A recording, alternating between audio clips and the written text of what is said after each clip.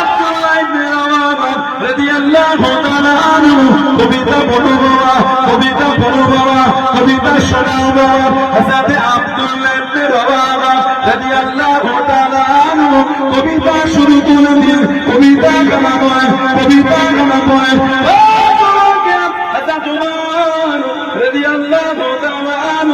পাশে দেখি দাঁড়িয়ে গেলেন, কাছে দেখি দাঁড়িয়ে গেলেন।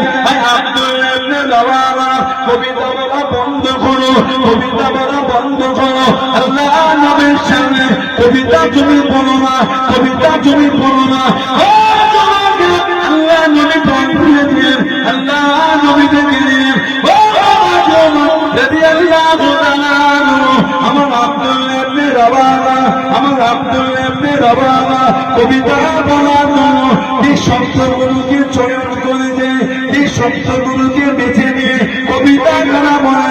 আমার আব্দুল্লাহ ইবনে রাওয়াহা কবিতার শব্দ গানা মক্কা কাফেরদের দিনের মধ্যে দিনের মতন আলাপ করে। জোরে বলুন সুবহানাল্লাহ, জোরে বলুন সুবহানাল্লাহ। মানা করছো কবিতা বলতে, জানো যে শব্দগুলো বেছে বেছে কবিতা বলেছে, ওই শব্দগুলো কাফেরদের দিলে তীরের মতন ধাক্কা দিচ্ছে। বললেন না সুবহানাল্লাহ। ওনারা দুজনেই ওই জঙ্গে মুতার সেনাপতি দায়িত্ব পেয়েছিলেন। হেরাকেলের বাদশা, ওনাদের সৈন্য সংখ্যা ছিল 2 লক্ষ। 2 লক্ষ, নবী পাঠিয়েছে মাত্র 3000। নবী পাঠালে 3000, আর ওনাদের ছিল 2 লক্ষ। তারপরও কাফেররা ভয়ে চলে গিয়েছিল। বললেন না, বললেন আলহামদুলিল্লাহ। হেরাকেল বাদশা পরবর্তী সময়ে মুসলমান হয়েছিল। হেরাকেলিয়াস ফুতুহুশ শাম বলে একটা কিতাব আছে, ফুতুহুশ শাম, উলামা হাজরাতরা জানেন।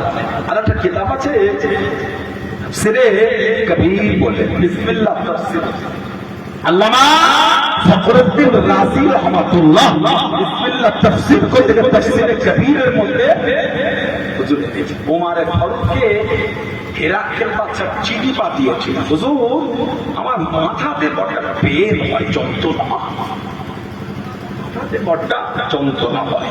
হযরত ওমর ফারুক রাদিয়াল্লাহু আনহু চিঠিটা ফেলে দিয়ে একটা টুপি পাঠিয়েছিলেন। টুপি কিতাব এসেছে, ওই টুপিটা মাথায় দিলে যন্ত্রণা ভালো হচ্ছে। আর যেই টুপিটা খুলে রাখা আমার যন্ত্রণা শুরু হয়ে যেত। দেশের বাদশা মনের মধ্যে দাগ কাটা, টুপিটা এমন আছে যাচ্ছে, পড়লে ভালো, খুললে যন্ত্রণা। টুপিটা মাথা থেকে খুলে, টুপিটাকে খুলে দেখে ভেতরে একটা কাগজ মোড়া, ওটাকে খুলে দেখে লেখা আছে বিসমিল্লাহির রহমানির রহিম। যদি বলুন সুবহানাল্লাহ। ওমর ফারুক বিসমিল্লাহ লিখে মুড়ে তাবিজ করে টুপির মধ্যে দিয়ে পাঠিয়েছিলেন। ইদানিং আমাদের বাড়ির কিছু কিছু ভাই, তারা সমাজে ফতোয়া দেয় তাবিজ করা শিখে। তাহলে একটু আমাকে বলেন, ওমর ফারুককে টুপিতে বিসমিল্লাহ লিখে পাঠিয়েছেন, ওই জায়গায় কি হয়েছে? আমি বলবো না, ফতোয়াটা আপনি দেবেন। এগুলো ঠিক না। তিনটে ফেসবুকের ভিডিও দেখলে মুক্তি হওয়া যায় না। কেন বিভ্রান্তি করে? তাবিজ করাটা ফরজ নয়, তাবিজ জোরানোটা ওয়াজিব, বললে করতে পারে।